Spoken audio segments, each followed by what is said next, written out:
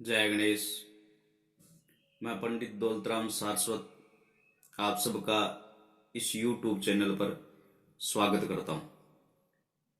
आज बात करेंगे, आप लोगों को बताऊंगा राजश्री योग के बारे में। राजश्री योग कैसे बनता है। केंद्रेश, जहां पर ये नाम लिखे हुए हैं इनको केंद्र भाव बोला गया है, और जहां त्रिकोण लिखा गया है उनको त्रिकोण भाव बोला गया है। केंद्रेश और त्रिकोणेश, इनका आपस में संबंध हो, अन्य भावों के ग्रह इनके साथ न हो तो ये विशेष सुफलदायी होते हैं। अगर दूसरे भाव के स्वामी इनके साथ हो तो मध्यम फल कारक होते हैं। पंचमेश, नवमेश, इन दोनों में से किसी से भी दशम का संबंध हो, दशम भाव का संबंध हो तो उत्कृष्ट योग बनता है, राजश्री योग बनता है। इनका फल कब मिलता है। केंद्रेश की महादशा में शुभ ग्रह का अंतराय, या शुभ ग्रह की महादशा में केंद्रेश का अंतराय। त्रिकोणेश की महादशा में शुभ ग्रह का अंतराय, या शुभ ग्रह की महादशा में त्रिकोणेश का अंतराय, या केंद्रेश की महादशा में त्रिकोणेश का अंतराय, या त्रिकोणेश की महादशा में केंद्रेश का अंतराय, तो ये शुभ फलदायी होते हैं। इन दशा में शुभ फल देते हैं।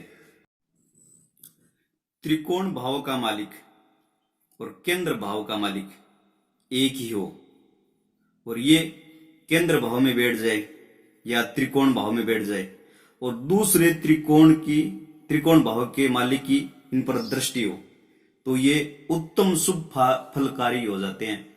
राजश्री योग का निर्माण हो जाता है, और ये कहा जाए सोने में सुगंध।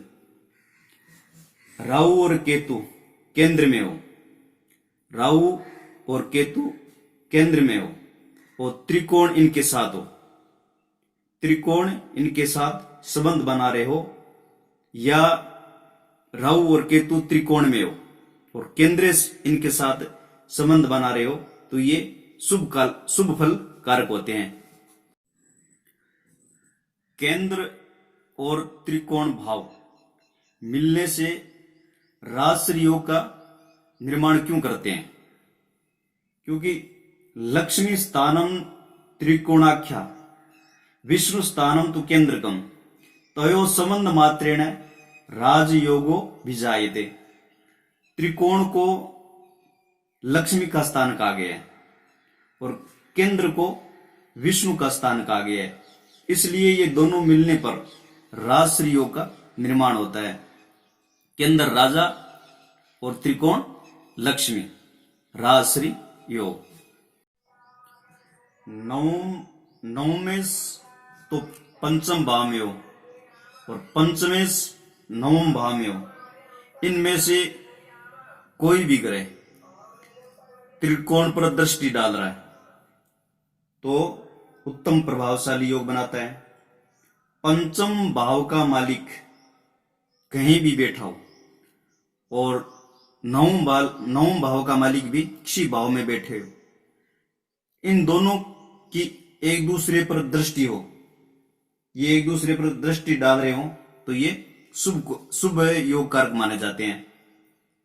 चतुर्थ भाव का मालिक दशम भाव में और दशम भाव का मालिक चतुर्थ भाव में हो, और इन पर त्रिकोण भाव की पंचम या नवम भाव के मालिक की दृष्टि पड़ रही हो तो राजश्री योग का निर्माण होता है। लग्न भाव का मालिक और चतुर्थ भाव का मालिक और पंचम भाव का मालिक और नवम भाव का मालिक केंद्र भाव में या त्रिकोण भाव में कहीं भी बैठ जाए तो राजश्री योग का निर्माण करते हैं। चतुर्थ भाव का मालिक, दशम भाव का मालिक और पंचम भाव का मालिक केंद्र भाव में कहीं भी बैठ जाए तो ये राजश्री योग का निर्माण करते हैं। पंचमेश, नवमेश या चतुर्थेश दसम भाव में हो तो ये राजश्री योग का निर्माण करते हैं। इस राजश्री योग में जन्म लेने वाला व्यक्ति राजा जैसी जीवनी जीता है और लक्ष्मीमान होता है, धनवान होता है। आज आपको राजश्री योग के बारे में बताया। यह जानकारी आपको कैसी लगी अपनी राय जरूर देना।